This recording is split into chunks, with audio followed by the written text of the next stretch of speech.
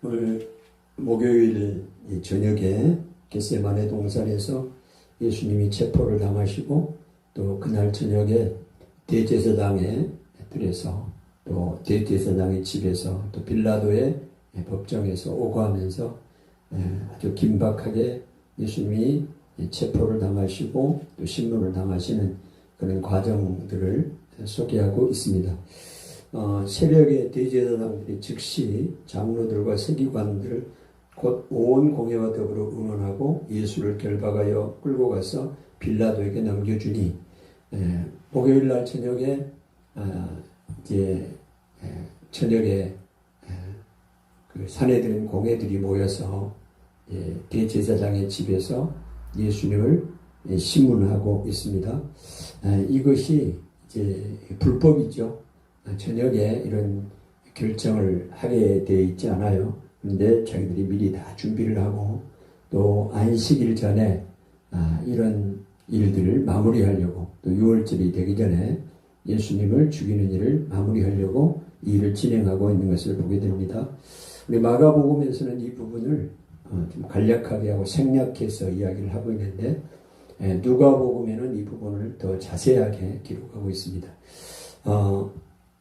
오늘 예수님을 체포해서 바로 데리고 가는 것은 지금 대제사장 가야바 이전의 전 제사장 안나스의 집으로 먼저 데리고 갔습니다. 거기서 다시 지금 대제사장 가야바의 집으로 다시 예수님을 데리고 갑니다. 그곳에서 그들이 예수님을 신성 모독죄로 이제 고발을 하고 이제 사형을 자기들이 결정을 합니다. 자네들이 공회에서. 그런데 이 일이 이제 그 실제적으로 일어나기 위해서는 집행권이었기 때문에 빌라도에게 데리고 가야 합니다. 그래서 그날 저녁에 이제 저녁에는 실제적으로 사내들인 공회에서 이 결정을 할 수가 없고 모임을 가질 수가 없기 때문에 불법이 되기 때문에 날이 밝기를 기다렸죠. 그래서 금요일 날 새벽이 됩니다.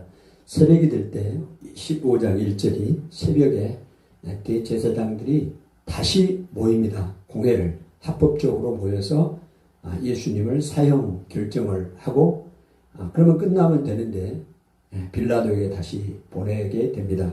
왜냐하면 총독 빌라도가 그 관할 구역에서는 로마 정부의 허락을 받지 않고 사형을 집행할 수 있는 그런 결정권이 주어졌기 때문에 그런 겁니다.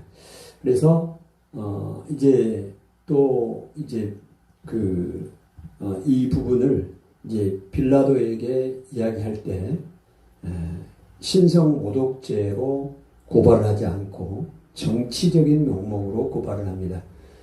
유대인의 왕이라고 이야기를 한 거죠. 유대인의 왕이라고 정치적인 명목으로 고발을 하는 이유가 있죠. 지금 로마 이 정부는 종교에 대해서는 관대했어요. 그러나 체제에 대한 반역은 아주 엄중하게 다뤘습니다. 그러니까 지금 사내들인 공회에서 예수님의 죄목은 신성모독죄였어요. 신성모독죄로는 사형을 이끌어낼 수가 없습니다. 로마 빌라도에게. 그래서 정치적인 목적으로 빌라도에게 고소할 때는 고소를 합니다. 신성모독죄가 아니고 그 정치적인 반역죄가 뭐는가? 유대인의 왕이다 이 말입니다. 그 유대인의 왕이냐는 것을 이제 그렇게 고소를 했기 때문에 빌라도가 예수님에게 확인합니다. 너가 유대인의 왕이냐? 이 말은 다른 말로 말을 하면 너가 로마의 체제에 반역을 드러내냐 이런 얘기입니다. 그럴 때 예수님께서 이게 유일한 예수님의 마지막 대답이었어요. 그 이후에는 많은 사람들이 고소하고 또 이야기를 하지만 예수님이 침묵을 했습니다. 빌라도가 예수님의 그 모습을 또 보고 대답하는 것을 보고 예수님이 침묵하는 것을 보면서 대제사장의 시기로 예수님을 이렇게 죽이려고 하는 것이구나 알았습니다. 그래서 그때 당시에 그 갈릴리 분봉왕 헤롯에게 보냅니다. 갈릴리에 있는 것이 아니라 분봉왕이 지금 예루살렘에 와 있어요. 유월절 때문에. 그래서 헤롯 왕에게 보냈더니 헤롯 왕이 다시 빌라도에게 보냅니다. 그러니까 빌라도가 1차 신문을 했고 거기서 예수님의 죄를 발견하지 못하니까 분봉왕 헤롯 왕에게 보내는데 헤롯 왕이 다시 빌라도에게 보낸 거죠. 그래서 빌라도가 제2차 신문을 하게 됩니다. 근데 마가복음에서는 1차 신문, 2차 신문이 명확하게 구분이 되어 있지 않았어요. 그러나 6절, 마가복음 15장 6절에 명절이 되면 이 부분이 빌라도 2차 신문으로 볼 수 있겠어요. 그래서 빌라도가 예수님을 풀어주기 위해서 백성들에게 또 대제사장들에게 이야기를 합니다. 명절이 되면 백성들이 요구하는 대로 6절에 죄수 한 사람을 놓아주는 전례가 있더니 그래서 밀란을 꾸미고 또 그 밀란 중에 살인하고 체포된 자 중에 바라바라 하는 자가 있는지라 무리가 나아가서 전례대로 하여 주기를 요구한데 이 바라바는 이 열심당원 중에 한 사람이었다고 봅니다.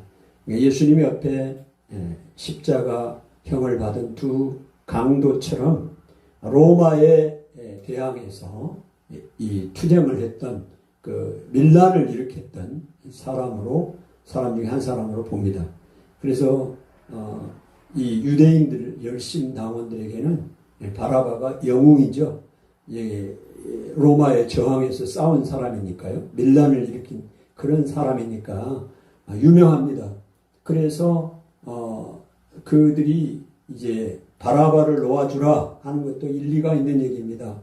그러나 오늘 빌라도는 바라바보다는 예수님을 석방해 주려고 그들에게 이야기를 했는데 그 무리의 그 선동을 대제사장들 종교인 지도자들의 충동을 받고 바라바를 놓아달라고 석방해달라고 백성들이 고함을 치죠.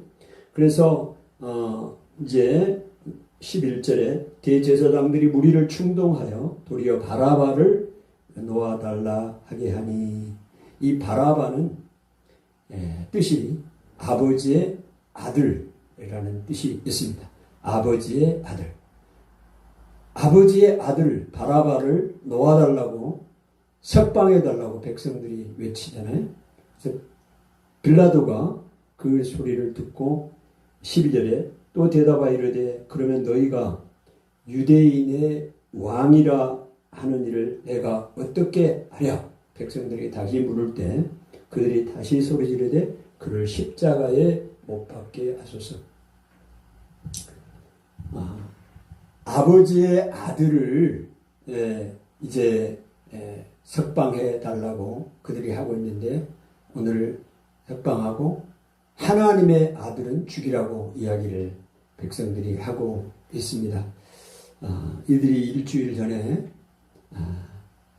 예수님이 예루살렘에 입성할 때 호산나 우리를 구원하소서 다윗의 이스라엘의 다윗의 아들 그 민족의 그런 구원자로 이렇게 찬양했던 그들이 그 환대를 보냈던 것을 환대를 철회하고 지금 예수를 또 하나님의 아들 예수를 십자가에 못 박으라고 외치고 있습니다. 오늘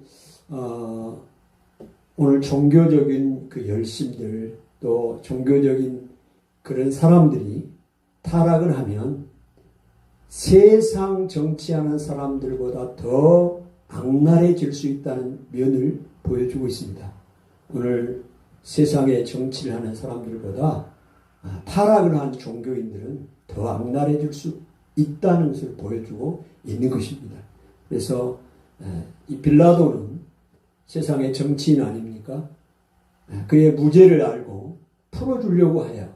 그런데 이 종교인들 그들이 타락하니까 세상과 결탁하니까 그들의 기득권을 유지하기 위해서 더 악랄하게 세상의 정치인들보다 세상의 사람들보다 더 치졸하고 악랄한 방법으로 일을 행하고 있는 것을 보게 됩니다.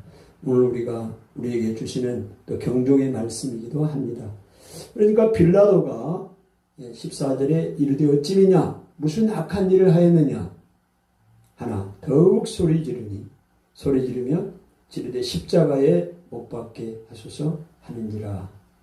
15절 빌라도가 무리에게 만족을 주고자 하여 바라바는 놓아주고 예수는 채찍질하고 십자가에 못 박히게 넘겨주니라. 오늘 대제사장 종교 지도자들의 그 비열함과 또 이 빌라도 역시 자기의 탐욕스러운 제 이익을 도모하는 탐욕스러운 통치자였습니다. 자신은 예수의 죽음에 대해 무관하다 여기겠지만 가룟 유다처럼 그도 불법과 타협한 책임을 피할 수 없습니다. 예수님을 오해하고 말씀을 왜곡하는 세대에 우리가 침묵한다면 우리도 빌라도와 다를 바가 없습니다. 빌라도는 자기의 정치적인 소신이 있었고 예수님이 무죄한 걸 알았지만 자기의 기득권을 유지하기 위해서 침묵했고 또 탐욕을 이루기 위해서 예수님을 십자가에 못 박게 한 탐욕스러운 정치가였습니다. 오늘 이런 모습들을 보며 또 어떻게 보면 이 사람들이 다 예수님을 죽이는데 앞장섰고 주도적인 역할을 하는 것 같지만 오늘 예수님께서 주도적으로 주도권을 가지시고 십자가에 죽으셨다는 사실을 우리는 또한 알아야 합니다. 오늘 하나님의 그 섭리, 계획 가운데 예수님이 우리를 위하여 십자가에 죽으셔야만 그 길을 가셔야만 우리의 구원이 이루어지기 때문입니다. 그래서 예수님은 그 길을 가신 것이죠. 오늘 예수님이 십자가에 죽으심으로 우리의 모든 죄가 용서를 받았다는 사실을 다시 한번 우리가 기억하게 됩니다. 하나님 아버지